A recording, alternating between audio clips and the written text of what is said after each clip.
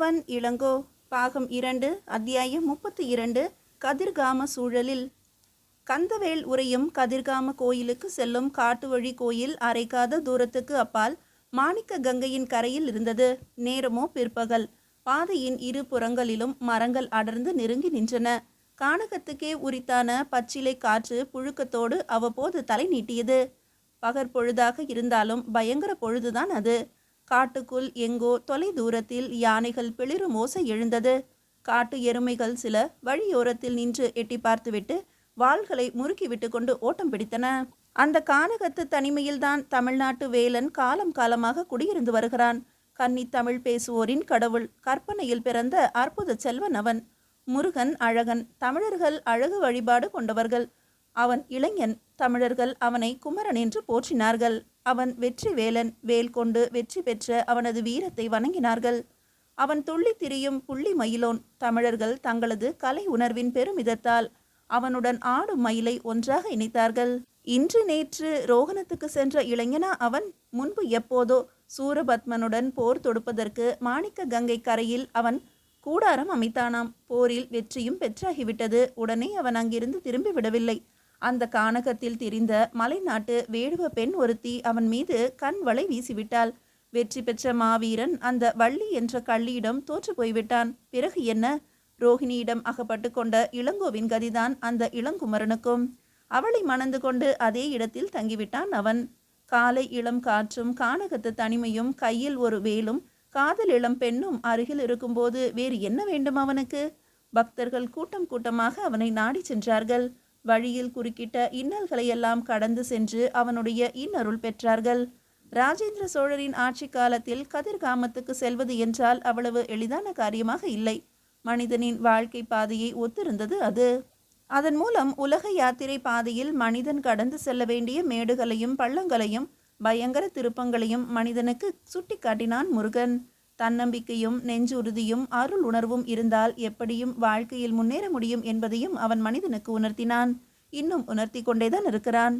அவனுடைய கோயிலுக்கு செல்லும் காட்டு வழி பாதையில் யாரோ சிலர் கல்வர்களைப் போல திருட்டு விழி விழித்து கொண்டு இரு மருங்குகளிலும் ஒளிந்து ஒளிந்து நிற்கிறார்களே, யார் அவர்கள்? மரத்துக்கு மரம் கிளைக்கு கிளை தாவும் வானரங்களைப் போல தொத்தி கொண்டிருக்கிறார்களே, யார் அவர்கள்? வழிபாட்டுக்கு வருகிறவர்களை வழிமறித்து கொள்ளையடிப்பவர்களா அல்லது கொலை கூட்டத்தை சேர்ந்த கொடியவர்களா? அவர்களுக்கு இந்த இடத்தில் இப்போது என்ன வேலை? ஒரே மரக்கிளையில் அருகருகே அமர்ந்து பேசி கொண்டிருப்பவர்களின் பேச்சை மறைந்திருந்து கவனித்தால் நமக்கு சிற்சில விஷயங்கள் புலனாகின்றன. அவர்களும் தமிழர்களே. பாண்டிய நாட்டை சேர்ந்தவர்கள். முன்பு சுந்தர பாண்டியரின் படையில் இருந்தவர்கள். அவர்கள் கண் இமைக்காமல் காவல் புரிவதிலிருந்து அவர்களுடைய மறைவிடம் எங்கோ இந்த கானகத்தை அடுத்துத்தான் இருக்க வேண்டும் என்று ஊகிக்க இடம் இருக்கிறது. அவர்கள் காவல்தான் புரிகிறார்களா அல்லது ஒருவேளை வருபவர்கள் மீது திடீரென்று பாய்ந்து தாக்குவதற்காக இப்படி பதுங்கி இருக்கிறார்களா? அவர்கள் பேச்சிலிருந்து மேலும் சில விவரங்கள் கிடைக்கின்றன. இளங்கோ தனது வீரர்களுடன் முன்பே ரோகணத்துக்கு வந்துவிட்டானாம். கொள்ளை கொலைகள் நடந்த ஊர்களிலெல்லாம் இப்போது அவனுடைய வீரர்களின் நடமாட்டம் மிகுந்து விட்டதால் அவன் வந்ததிலிருந்து ஒருவித தொல்லையும் மக்களுக்கு கிடையாது. அவனுடைய பெயரை கேட்ட மாத்திரத்தில் மக்கள் வாழ்த்துளி எழுப்புகிறார்கள். வியப்புக்கும் திகைப்புக்கும் உரிய மற்றொரு விந்தை செய்தியை வெளியிடுகிறார்கள் அவர்கள். ஒரே சமயத்தில் இளங்கோ பல ஊர்களில் காணப்படுகிறானாம். ஒரு மனிதன் எப்படி ஒரே சமயத்தில் ஒன்றுக்கும் மேற்பட்ட இடங்களில் தோன்ற முடியும்? சித்தர்களிடம் வித்தை பயின்ற மந்திரவாதி என்கிறான் ஒருவன். மற்றவன் அதை மறுக்கிறான். அவர்களுக்குள் குழப்பம்தான் ஏற்படுகிறது. ஆமாம், இவை யாவுமே இளங்கோவின் ஏற்பாடுகள்தாம். கூடிய வரையில் தன்னை ஒத்த உருவம் உள்ளவர்களாக தேர்ந்தெடுத்து அவன் 3-4 இடங்களுக்கு அனுப்பிவிட்டான். மக்களில் பலர் இளங்கோவின் வீரத்தை அறிந்திருந்தார்களே தவிர அவனை நேரில் பார்த்ததில்லை. அதை இளங்கோ நன்றாக பயன்படுத்தி கொண்டான். அமைச்சர் கீர்த்தியின் வீரர்களும் ஒற்றர்களும் அவனுடைய அந்த ஏற்பாட்டினால் ஒன்றும் புரியாமல் குழம்பி போனார்கள். வந்தவர்களில் உண்மையான இளங்கோ யார்? அந்த இளங்கோக்களில் எவனை குறிவைத்து பிடிக்க முயல்வது, எவனை பின்பற்றுவது, எவனை விட்டுவிடுவது? மரத்தின் மீது பேசி கொண்டிருந்தவர்களில் ஒருவனுக்கு இளங்கோவை பற்றிய பேச்சு முற்றியவுடன் கை கால்கள் நடுங்க தொடங்கிவிட்டன. சித்தர்களிடம் இளங்கோ வித்தை பயின்றவன் என்று நம்பியவன் அவன். அண்ணே, இப்படியெல்லாம் செய்கிறவன் ஞான திருஷ்டியால நம்முடைய இருப்பிடத்தை கண்டுபிடிச்சிட்டா என்ன செய்வது? திடீர்னு இங்கே வந்து தொலைச்சாலும் தொலைச்சிருவான். எனக்கென்னவோ பயமா இருக்குதுன்னே என்றான் மிகுந்த பதற்றத்தோடு. இதை கேட்டு மற்றவன் பரிகாசத்தோடு சிரித்தான். சித்தும் இல்லை விளையாட்டும் இல்லையடா. உன் சித்தத்தை ஒரு நிலையில் வைத்துக்கொள் என்றான் அவன். அவன் இப்படி சொல்லி வாய் மூடுவதற்குள் வடக்கு திசையில் வெகு தூரத்திலிருந்து அரோஹரா என்ற சிம்மக்குரல் ஒன்று எழுந்தது. அதைத் தொடர்ந்து பல குரல்கள் அருள் முருகா என்று கிளம்பின. பயந்தவன் மரக்கிளையை பத்திரமாக பற்றி கொண்டு குரல் வந்த திசையில் திரும்பினான். பயந்தவனை பரிகசிக்க துணிந்தவனோ ஐயையோ என்று அலறிக்கொண்டே மரத்திலிருந்து கீழே விழுந்தான். பச்சை மர சோலைக்குள்ளிருந்து 20 பேர்களுக்கு மேற்பட்டவர்கள் வில் வேல் வாட்களுடன் வெளிப்பட்டார்கள். கீழே விழுந்தவனை தூக்கி நிமிர்த்தி அவனுடைய பயத்தை தெளிவித்து அவனையும் வெளியில் கொண்டு வந்தான். பயத்தை வெளியிட்டு கொண்டவன் மரத்தின் உச்சியிலிருந்து மெதுவாக இறங்கி வந்த அவர்களுடைய தலைவன், காவடி கூட்டம் கதிர்காமத்துக்கு போகிறது, பகைவர்கள் யாருமில்லை என்றான். பிறகு வருகிறவர்களின் கண்களில் பட்டுவிடாமல் முன்பு போலவே மறைந்து கொள்ளுங்கள் என்று கட்டளையிட்டான். இதுவும் இளங்கோவுடைய சித்து விளையாட்டாக இருந்தால் என்று இழுத்தான் சித்தர்களின் பக்தன். எப்படி இருந்தாலும் நாம் மெதுவாக போய் கவனிப்போம். கதிர்காமத்துக்கு வரும் பக்தர்களுக்கு எந்த தொல்லையும் தரக்கூடாது என்பது அமைச்சரின் கட்டளை. நம்மை போலவே இந்த நாட்டு பௌத்தர்களும் இதுக்கு கண்கண்ட தெய்வம். வருகிறவர்களுக்கு தொல்லை கொடுத்தால் அமைச்சர் நம்மை தண்டிக்காமல் விடமாட்டார். அடுத்த சில வினாடிகளில் அந்த கானகம் முன்பு போலவே மனித சந்தடியற்றது போல தோன்றியது. வீரர்கள் எல்லோருமே தங்களை எவ்வளவு அதிகமாக மறைத்து கொண்டு பதுங்க முடியுமோ அவ்வளவுக்கு அவ்வளவு அதிகமாக மறைத்து கொண்டு பதுங்கினார்கள். பக்தர்களின் ஊர்வலம் இதற்குள் அந்த இடத்தை நெருங்கிவிட்டது. அரோஹரா என்ற முழக்கமும் அருள் முருகா என்ற குரல்களும் அந்த பிரதேசத்து மரங்களையே கிடுகிடுக்க வைத்தன. ஆனால் 15-20 பேர்களே அந்த ஊர்வலத்தில் காணப்பட்டார்கள். வந்தவர்களில் பெரும்பாலானோருடைய தோள்கள் பெரிய பெரிய காவடிகளை சுமந்து கொண்டிருந்தன. வழக்கமாக உள்ள அளவை விட 2 மடங்கு பெரிய காவடிகள் அவை. வன விலங்குகளிலிருந்து தப்புவதற்காக அவர்களிடம் சில வேல்களும் இருந்தன.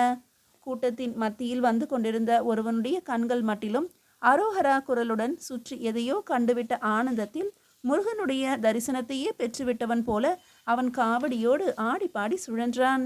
அவனுக்கு அருகில் வந்து கொண்டிருந்த மற்றொருவன் கண்களும் அவன் கண்களும் அடிக்கடி சந்தித்து பேசிக்கொண்டன. சிறிது தூரம் சென்ற பிறகு அந்த கூட்டத்துக்கு பின்னால் 2 மறைந்து தொடர்ந்தனர். அவர்கள் தொடர்ந்து வருவதை கண்டும் காணாதவன் போல நடந்து கொண்டான் கூட்டத்துக்குள் இருந்தவன். பொழுது சாயும் வேளையில் பூசணைகள் முடிந்தன. பக்தர்கள் ஆடினார்கள், பாடினார்கள், வெற்றிக்காக முருகன் அருளை வேண்டினார்கள். இரவு அங்கேயே தங்கி உறங்கிவிட்டு மறுநாள் காலையில் புறப்பட வேண்டும் என்று பேசிக்கொண்டார்கள். கொண்டு சென்ற காவடிகள் அனைத்தும் எங்கோ ஒரு புதருக்குள் மறைந்தன. பிறகு கோயிலுக்கு அருகிலேயே வெளியில் உறங்கினார்கள். உறக்கத்தோடு உறக்கமாக காதும் காதும் வைத்தபடி ஏதேதோ செய்திகளை தங்களில் ஒருவனிடம் கூறினான் அந்த பக்தர்களின் தலைவன். தங்களை தொடர்ந்து வந்தவர்கள் அடிக்கடி தங்களை கவனிப்பதையும் கவனித்து கொண்டான் இவன்.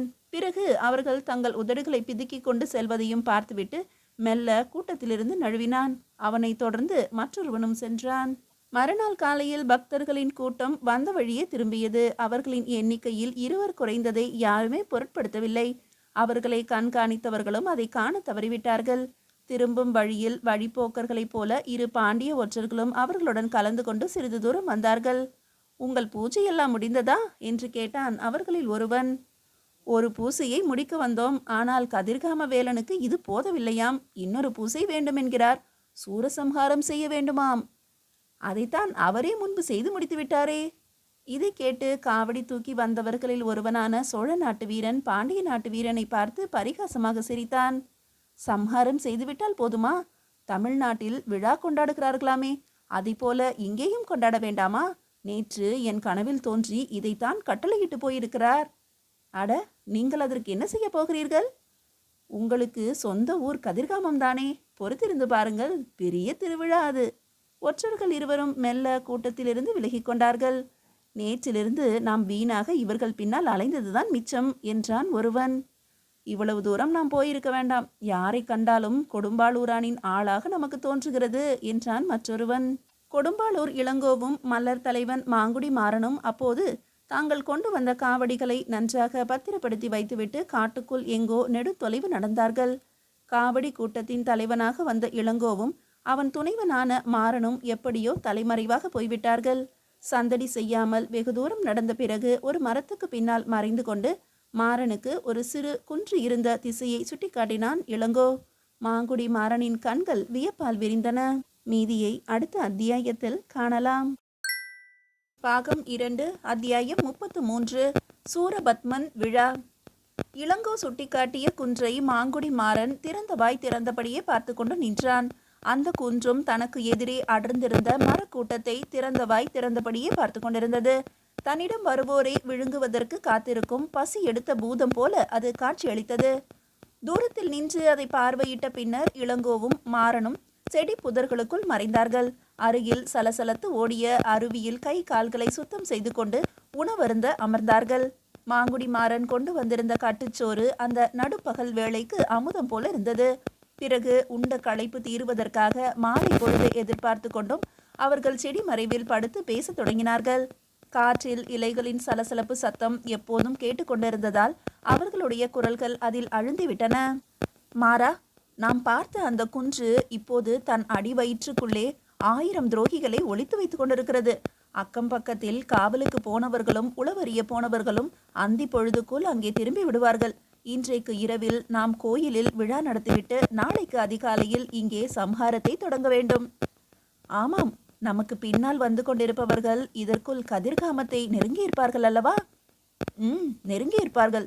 நம்மோடு வந்து திரும்பியவர்களும் கூட்டத்தோடு கூட்டமாக சேர்ந்திருப்பார்கள். ஒருவேளை நம்முடைய திட்டங்கள் கீர்த்திக்கு தெரிய வந்தாலும் அவர் விழித்து கொண்டு தம்முடைய ஆட்களை தப்புவிக்க முயலுவதற்குள் நாம் அவர்கள் மீது பாய வேண்டும். எதிர்க்க துணிந்தாலும் துணிந்து விடுவார்கள் என்றார் மாங்குடிமாறன். நன்றாக எதிர்க்கட்டுமே. எனக்கு இப்போது கீர்த்தியின் மேல் கூட வெறுப்பில்லை. சொந்த நாட்டினருக்கும் இனத்தவருக்கும் துரோகம் செய்பவர்களை நினைக்கும் போதுதான் எனக்கு பற்றி கொண்டு வருகிறது. தமிழர்களுக்கு எதிராக திரண்டிருக்கும் தமிழர்களை பூண்டோடு அழித்து தீர வேண்டியதுதான். உட்பகையே நம் பெரும் பகை. பின்னர் சற்று நேரம் கதிரவன் மேற்கே சரிய தொடங்கியவுடன், மாறா, நீ கதிர்காமத்துக்கு போய் விழாவில் கலந்து கொண்டு இரவோடு இரவாக அவர்களை இங்கே அழைத்து கொண்டு வா. நானும் நன்றாக பொழுது சாய்ந்தவுடன் அந்த மலைக்குகைக்கு போய்விட்டு திரும்புகிறேன் என்றான் இளங்கோ. என்ன, பகைவர்களின் இருப்பிடத்துக்கா? தனியாகவா? ஆமாம், அவர்களுக்கு மத்தியில் ரோகணத்து இளவரசன் காசிபன் இருக்கிறானா என்று பார்க்க வேண்டும். நம்முடைய கைகலப்பின் போது அவனுடைய உயிருக்கு ஆபத்து ஏதும் நேராமல் இருக்க அவனை அங்கிருந்து அப்புறப்படுத்தியாக வேண்டும். இளவரசே, நீங்கள் வேண்டுமென்றே அங்கே போய் அவர்களிடம் அகப்பட்டு கொள்ள பார்க்கிறீர்கள். அவனை காப்பாற்றுகிற முயற்சியில் நீங்கள் அபாயத்தை வரவழைத்துக் கொள்ள விரும்புகிறீர்கள். வாருங்கள், இருவரும் ஒன்றாக கதிர்காமத்துக்கு போவோம். அல்லது இருவரும் இங்கேயே தங்கிவிடுவோம். உங்களை தனியே விட்டுவிட்டு நான் எங்கும் போக மாட்டேன். நெடுநேரம் அவனிடம் வாதாடினான் இளங்கோ. மாங்குடி மாறனோ அவனை விட்டு அசைவதாக இல்லை. இதோ பார், இரவு நேரத்தில் குகைக்கு திரும்புகிற பாண்டிய காவலர்களுடன் நானும் ஒன்றாகி விடுவேன். அவர்களைப் போலவே உடை மாற்றிக்கொண்டு கூட்டத்தில் கலந்து கொண்டு விட்டால் அவர்களுக்கு ஒன்றும் தெரிய போவதில்லை. குகைக்குள்ளேயும் அதிகமான தீவர்த்திகளை அவர்கள் ஏற்றி வைத்திருக்க மாட்டார்கள். எனக்கு ஒன்றும் நேர்ந்து விடாது. நீ அஞ்சாமல் போய் வா. நான் இதே இடத்தில் உனக்காக காத்து கொண்டிருக்கிறேன். பிறகு அரை மனதோடு மாறன் புறப்பட்டு சென்றான். புறப்பட்டவன் உடனே திரும்பி வந்து, நம்முடைய சூரசம்ஹார ரகசியத்தை அவர்கள் தெரிந்து கொண்டு விட்டால் என்ற சந்தேகத்தோடு கேட்டான். எப்படியும் அது கடைசி நேரத்தில் தெரியத்தானே போகிறது. தெரிந்து கொண்டவர்களை இந்த பக்கம் திரும்பி வர முடியாதபடி செய்துவிடுங்கள், அவ்வளவுதான். மாங்குடி மாறன் கதிர்காமத்துக்கு போய் கொண்டிருந்த நேரத்தில் முதல் நாள் அவர்கள் வந்து சேர்ந்த காட்டு வழியில் ஒரு பேரதிசயம் நிகழ்ந்து கொண்டிருந்தது. 200-300 பக்தர்கள் கதிர்காமத்து முருகனின் பெயரை சொல்லிக்கொண்டே அந்த வழியில் திரண்டு வந்தார்கள். பலரது தோள்களில் பெரிய பெரிய காவடிகள் தெரிந்தன. தூரத்து பார்வைக்கு காவடிகளாக தோன்றினாலும் அருகே சென்று நோக்குகிறவர்களுக்கு அவை விற்களாலான காவடிகள் என்று தெரியும். 3-4 விற்களையும் கூரிய அம்புகளையும் கொண்டு அவர்கள் காவடிகள் கட்டியிருந்தார்கள். கூட்டத்தின் மத்தியில் பலரது தோளின் மீது சூரபத்மன் தன் பிரம்மாண்டமான உருவத்துடன் பவனி வந்தான். பெரிய பெரிய கொள்ளி கண்களும் தொங்கவிட்ட நாக்கும் நீண்டு வளைந்த கடைவாய் பற்களுமாக அவனை பார்ப்பதற்கே கோரமாக இருந்தது. அகோர வீர சூரபத்மன் அவன். உலகத்தில் இருந்த தீய சக்திகள் அனைத்தும் ஒன்றாக சேர்ந்து அவன் உருவத்தில் திரண்டிருந்தது. சிற்றானை குட்டி ஒன்றை பீடத்தில் உட்கார வைத்து சுமந்து வருவது போல அவர்கள் சுமந்து கொண்டு வந்தார்கள். சங்கநாதம் பூம் பூம் என்று முழங்கியது. செகண்டிகள் காதுகளை துளைத்தன. புலிக்கொடியை ஏந்தி கொண்டு வந்திருக்க வேண்டியவர்கள் சேவர் கொடிகளை ஏந்தி நடந்தார்கள். மெய்யான பக்தர்களுடைய ஆவேசமே பலருக்கு அங்கே வந்துவிட்டது. துரோகம் என்ற தீமையை அழிக்க பிறந்த ஆவேசம் அது. ஆடினார்கள், பாடினார்கள், அழுதார்கள், சிரித்தார்கள். கொடுமையை தொலைத்துவிட வேண்டும் என்று கொக்கரித்தார்கள். அவர்களுடன் மாங்குடி மாறனும் சேர்ந்து கொண்டு கூத்தாடினான். கோயிலுக்கு வந்தவுடன் பூசணைகள் முடிந்தன. சூரபத்மனை சுற்றி வந்து ஆவேசத்தோடு அலறிக்கொண்டு அதன் தலையை வெட்டி வீழ்த்தினார்கள். கரங்களை துண்டித்தார்கள், வயிற்றை கிழித்தார்கள். என்ன அதிசயம்! அவன் வயிற்றுக்குள்ளிருந்து வாட்களும் வேல்களும் பொல பொலவென்று உதிர்ந்தன. உருண்ட தலைக்குள்ளிருந்து கேடயங்கள் எட்டி பார்த்தன. கைகளில் இருந்து கவசங்கள் நழுவி வந்தன. பக்தர்கள் அனைவரும் பயங்கர போர் வீரர்களாக மாறினார்கள். வழியில் காவலுக்கு நிறுத்தப்பட்டிருந்த பாண்டியர்கள் வேடிக்கை பார்க்க வந்தவர்களை பின்பற்றி வந்ததால் அவர்களை மாணிக்க கங்கை கரையில் ஏமக்கூடம் என்ற இடத்தில் யமக்கூடத்துக்கு அனுப்பி வைத்தார்கள். பின்னர் சோழ வீரர்கள் இருவோடு இருவாக புறப்பட்டு வெள்ளி முளைக்கும் நேரத்தில் இளங்கோவின் இருப்பிடத்தை அடைந்தனர். இளங்கோ அங்கே சோர்ந்து போய் தனியாக நின்று கொண்டிருந்தான். தன்னுடைய வீரர்கள் பத்திரமாக அங்கு வந்து சேர்ந்ததில் அவன் மகிழ்ச்சியுற்றான் என்றாலும் அது அரைக்குறை மகிழ்ச்சியாகவே தோன்றியது. காரணத்தை கேட்டான் மாங்குடி மாறன். போய் பார்த்துவிட்டு வந்தீர்களா? இல்லை, போக முடியவில்லை என்பதால் சோர்வுற்றிருக்கிறீர்களா? நன்றாக பார்த்துவிட்டு தான் வந்தேன். அங்கே காசிபனும் இல்லை, கீர்த்தியும் இல்லை. அதனால் என்ன? அந்த அமைச்சர் கீர்த்தி இல்லாவிட்டால் அதுவும் நமக்கு நல்ல வாய்ப்பு தானே. வெளியில் கீர்த்தி இருந்தார் என்றால் இதற்குள் நாம் அவர் கண்களில் இருந்து தப்பி இருக்க முடியாது. அப்படியானால் தாமதியாமல் புறப்படுங்கள் இளவரசே என்று இளங்கோவை துரிதப்படுத்தினான் மாங்குடிமாறன். வேறு என்ன யோசனை செய்து கொண்டிருக்கிறீர்கள்? யோசனை செய்கின்ற நேரமா இது? இளங்கோவுக்கு அங்கே காசிபனை கண்டுபிடிக்க முடியாமல் போனது பேரதிர்ச்சியை தந்தது. கூட்டத்தில் அவன் இருந்து தான் சென்றபோது அவனை பிடித்து கொண்டு வர முடியாவிட்டால் கூட போர் நடக்கும் குழப்பத்தில் அவனை எப்படியாவது கைப்பற்றி விடலாம் என்று நம்பினான். கீர்த்தி மிக மிக தந்திரசாலி என்பது அவனுக்கு அப்போதுதான் தெரிந்தது. 1000 பாண்டியர்களின் உயிரை விட அந்த ஒரு சிறுவனின் உயிர் மிக பெரியது என்று அவர் மதித்திருக்க வேண்டும். அவனை எங்கே வைத்திருப்பார்? அவர் இப்போது எங்கே இருப்பார்? எதையும் நிதானமாக சிந்தித்து பார்ப்பதற்கு அப்போது நேரமில்லை. கிழக்கே வெளுத்து கொண்டு வந்தது. இன்னும் சில நாழிகைக்குள் பொழுது பல பலவற்று விடிந்துவிடும். வீரர்களை 3 பிரிவினராக பிரித்து குன்றின் பின்புறத்தில் இருந்தும் 2 பக்கங்களிலிருந்தும் மளமளவென்று முன்னேற செய்தான் இளங்கோ. எதிர்பாராத தாக்குதலால் மலைக்குகையின் அடிவயிறு எரிமலையின் அடிவயிறாக மாறியது. வாட்களுடன் வாட்கள் மோதி தீப்பொறி பறந்தன. வேல்கள் பாய்ந்தன. வில்கள் அம்பு மழை பொழிந்தன. கூக்குரல்களுக்கும் மரண ஓலங்களுக்கும் குறைவே இல்லை. இளங்கோவும் மாங்குடி மாறனும் குகையின் வாய்ப்புறத்து விளிம்பில் நின்று கொண்டு போரிட்டனர். உள்ளே இருந்து வெளியே ஓடுபவர்களை தப்பி விடாதபடி சில வீரர்கள் நின்று தடுத்தார்கள். ஒரு நாழிகை பொழுதுக்குள் எரிமலை வெடித்து கிளம்பி ஓய்ந்து விட்டது போல தோன்றியது. மனிதர்களின் கூக்குரல்களை தவிர ஆயுதங்களின் மோதல்களை காணோம். விளிம்பிலிருந்து உள்ளே நுழைவதற்கு திரும்பிய இளங்கோவின் காதருகில் எங்கிருந்தோ ஒரு அம்பு விர் என்று பாய்ந்து வந்தது. நல்ல வேளையாக மயிர் இழையில் தப்பினான் இளங்கோ. சட்டென்று இளங்கோவும் மாங்குடி மாறனும் திரும்பி பார்த்தனர். குன்றின் அடிவாரத்தில் குதிரையின் மீது ஒரு உருவம் தெரிந்தது. அடுத்த அம்பை அது குறிப்பார்த்து நான் ஏற்றி கொண்டிருந்தது. ஒரு உருவம் தானா அது? அல்லது அதற்கு பின்பு மற்றொரு உருவம் மறைந்திருக்கிறதா? இளங்கோ ஒரு கணம் தடுமாறிவிட்டு பின்பு வில்லை எடுக்க போனான். அதற்குள் இளங்கோவை தன் பக்கமாக பின்புறம் தள்ளிவிட்டான் மாங்குடி மாறன். ஆனால் அவனுடைய முயற்சி இளங்கோவை ஒதுக்கிவிட்டதே தவிர மல்லனின் தோளை காப்பாற்றவில்லை. அலறிக்கொண்டே பாய்ந்த அம்பை தன் வலது கரத்தினால் பிடுங்கினாள் மாங்குடி மாறன். வெறி கொண்டவன் போல இளங்கோ கீழே இறங்கி ஓடினான். அதற்குள் குதிரை புழுதியை கிளப்பி கொண்டு பின்னால் திரும்பி ஓட்டம் எடுத்தது. அந்த பாதையில் யாரும் குதிரையில் ஏறி வரக்கூடும் என்றே அதுவரையில் இளங்கோ நம்பவில்லை. அப்படியும் ஒரு பாதை உண்டா இந்த கீர்த்திக்கு? குதிரையை பின்தொடர்ந்து இளங்கோ ஓடினால் இளங்கோவின் கதி என்னவாகும் என்று மாங்குடி மாறனுக்கு தெரியாமலில்லை. பின் வாங்குவது போல பின்வாங்கி இளங்கோவை தனித்து இழுக்கத்தானே இந்த முயற்சி. அம்பு பாய்ந்த புண்ணோடு ஓடி சென்று பின்புறத்தில் இருந்தவாறே இளங்கோவின் தலையில் ஓங்கி அடித்தான் மல்லன். மல்லர்களின் தலைவனுக்கு எங்கே எப்படி அடித்தால் என்ன நடக்கும் என்று தெரியாதா? தலை சுற்றி கீழே விழுந்தான் இளங்கோ. மாங்குடி மாறனும் அதற்கு மேல் புண்பட்ட தோளோடு அங்கு நிமிர்ந்து நிற்க முடியவில்லை. இளங்கோவின் அருகில் மயங்கி விழுந்து கொண்டே, ஓடுங்கள், முடியுமானால் அந்த குதிரையை பின்பற்றி அவனை வீழ்த்த பாருங்கள் என்று வீரர்களுக்கு கட்டளையிட்டான். வீரர்கள் மலையடிவாரத்துக்கு போய் சேருவதற்குள் அவர்கள் தேடிச் சென்ற குதிரை எங்கோ மாயமாக மறைந்து போய்விட்டது. திரும்பி போய் மயங்கி கிடந்த இருவரையும் மெல்ல தூக்கி கொண்டு இறங்கினார்கள் அவர்கள். மயக்கத்தோடு மயக்கமாக, மாறா, அந்த குதிரையின் மேல் எத்தனை பேர் இருந்தார்கள் என்று நீ பார்த்தாயா? இருளில் எனக்கு சரியாக தெரியவில்லை. கீர்த்தி மட்டும் இருந்தாரா அல்லது அவருக்கு பின்னால் காசிபனும் இருந்தானா என்று கேட்டான் இளங்கோ. மாங்குடி மாறனும் அதற்கு பதிலளிக்கும் நிலையில் அப்போது இல்லை. மீதியை அடுத்த அத்தியாயத்தில் காணலாம். அத்தியாயம் 34.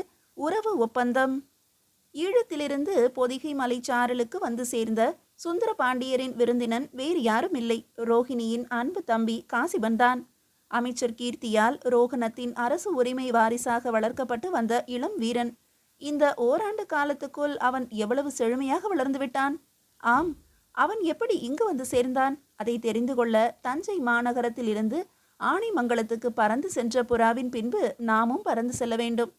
அங்கிருந்த ரோகணத்து வீரர்கள் சிலர் தோணியில் ஈழத்துக்கு இரவோடு இரவாக புறப்படுகிறார்கள்.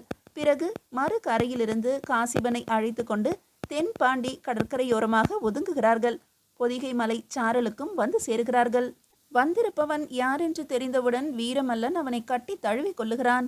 நெடுநாட்கள் பழகியவன் போல அவனிடம் உறவு உரிமை பேசுகிறான். அவன் மகிந்தரின் குடும்ப நண்பனாம், ரோகிணியின் நம்பிக்கைக்குரிய வீரனாம். வீரமல்லனிடம் அவள் தன் தம்பியை பற்றி நாள் தவறாது பேசி கொண்டிருப்பாளாம். காசிபனை காண வேண்டும் என்று அவன் செய்து வந்த தவம் பலித்து விட்டதாம். காசிபன் என்ன இருந்தாலும் இளம்பிள்ளைதானே. வீரமல்லன் அவனுக்காக விரித்த வலை வீண் போகவில்லை. அவர்கள் இருவரும் நெருங்கிய நண்பர்களாகிவிட்டனர். காசிபனின் முகத்தில் ரோகிணியின் சாயலை கண்டுவிட்ட வீரமல்லன் அவனை நன்றாக சுற்றி வளைத்து கொண்டான். அமைச்சர் கீர்த்தியும் தஞ்சையிலிருந்து புறாவை அனுப்பியதற்கு மறுநாளே அங்கிருந்து கிளம்பிவிட்டார். வேடுவன் வேடம் ஒன்றுதான் அவருக்கு போட தெரியும் என்பதில்லை. எத்தனையோ வேடங்கள், எத்தனையோ ஆசைகள், எத்தனையோ திட்டங்கள் அவருக்கு. இளங்கோ ரோகணத்துக்கு கிளம்பிவிட்டான் என்று தெரிந்ததும் அவனுடைய படை பலத்தை அளந்து கொண்டு தாமும் அங்கு போய் சேர்ந்தார். 1000 வீரர்களோடு அவனையும் சேர்த்து ஒழிப்பதற்கு 50 நாட்கள் போதும் என்ற எண்ணம் அவருக்கு. ஆனால் அங்கு போய் சேர்ந்த பிறகுதான் இளங்கோ எப்படிப்பட்டவன் என்று தெரிந்து கொண்டார். ஒரே இளங்கோ 9 இளங்கோக்களை ஈழ நாட்டில் நடமாடவிட்டான். பாவம், அவனுக்கு பின்னால் இருந்த ஒரு வெகுளி பெண்ணின் ஆசைகளை அவர் அறிந்திருக்கவில்லை. அவள் தங்களை சேர்ந்தவள் என்பது அவர் நம்பிக்கை. ஒரு வகையில் பார்க்க போனால் ரோகிணியும் அவரை சார்ந்தவள்தான். ரோகணத்து மண்ணை இளங்கோ மிதிப்பதற்கு முன்னால் காசிபன் அந்த மண்ணிலிருந்து மறைந்து விடுவான் என்பதை அவள் இளங்கோவிடம் சொல்லவில்லை. அவனுடைய சொந்த பாதுகாப்பு மட்டிலுமே வழிவகைகளை கூறி அனுப்பி வைத்தாள். உணர்ச்சி வயப்பட்ட பெண்ணின் கூற்றை அறிவால் உலகாள விரும்பிய ஆண்மகன் வேறு விதமாக எடுத்துக்கொண்டான். கதிர்காமத்து பக்கம் போகவே போகாதீர்கள் என்று மட்டும் அவள் எச்சரிக்கை செய்து அனுப்பினாள். அந்த எச்சரிக்கை ஒன்று போதாதா இளங்கோவுக்கு?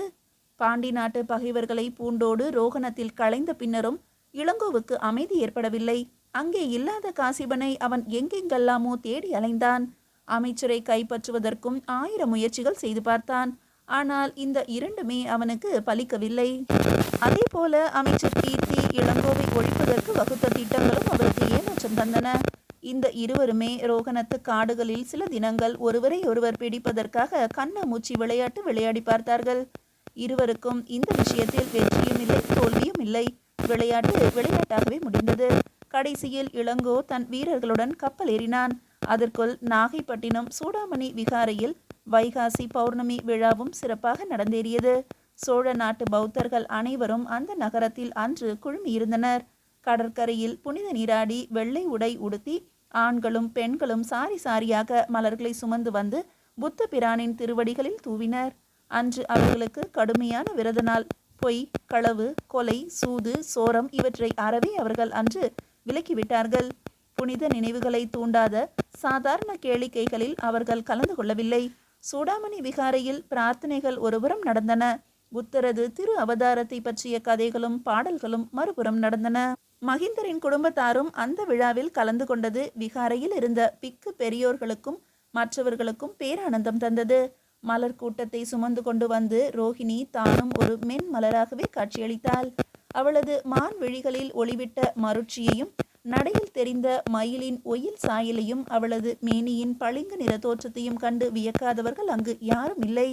பெருங்கருணை பேருருவான புத்தர் பிரானின் திருவடிகளிலிருந்து நெடுநேரம் அவள் தன் சிரத்தை எடுக்கவில்லை. கீழே குவிந்து கிடந்த தாமரை மலர்களுக்கிடையில் அவள் முகம் புதைந்திருந்தது.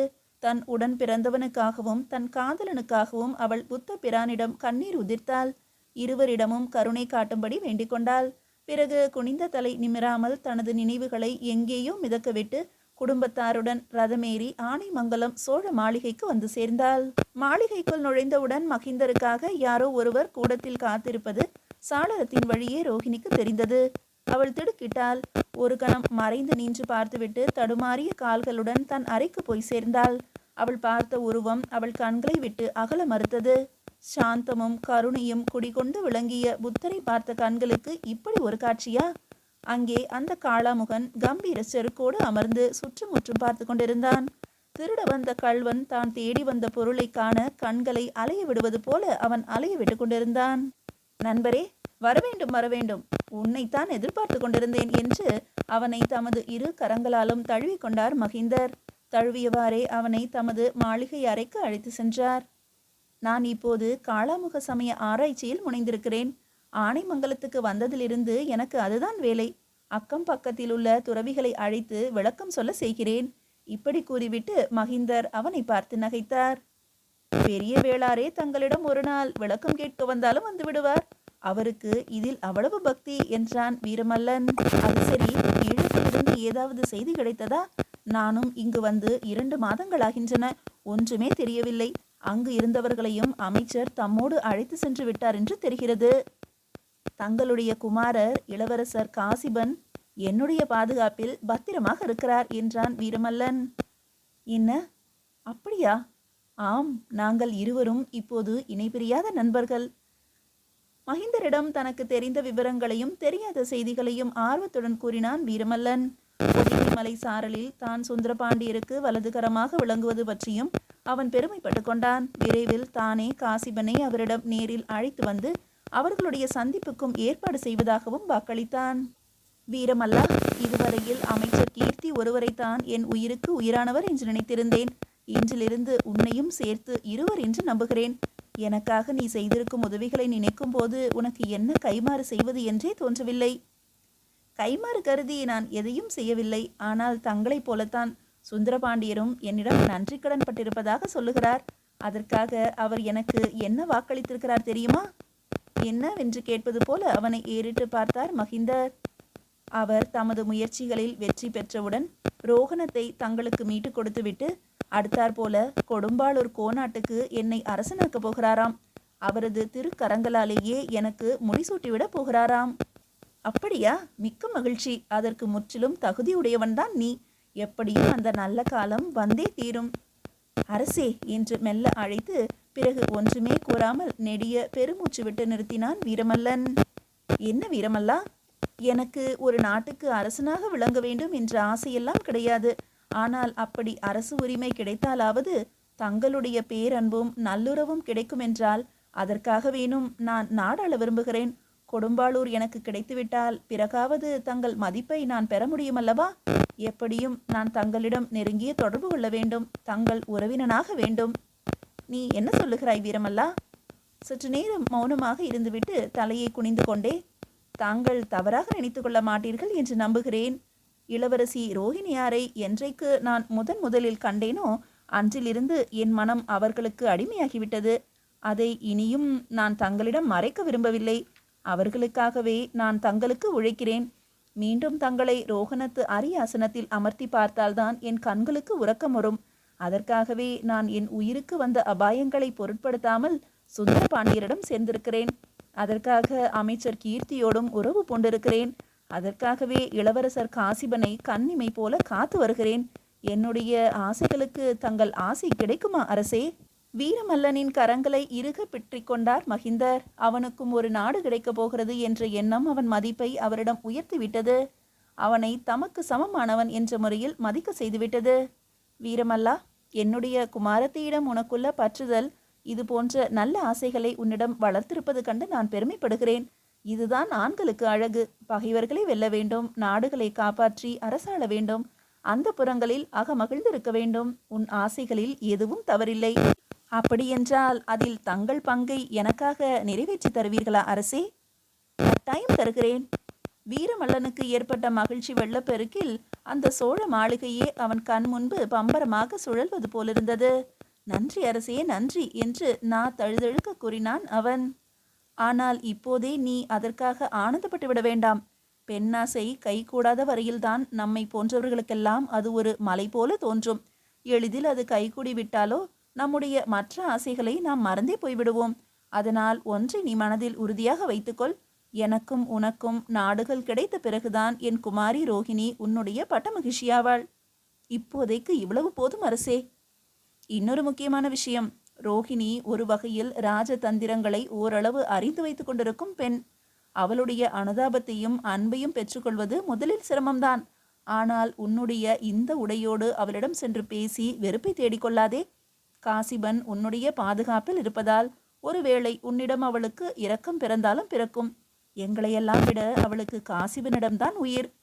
அப்படியானால் அவருக்காகவே இளவரசரை இங்கு விரைவில் அழைத்து வருகிறேன்.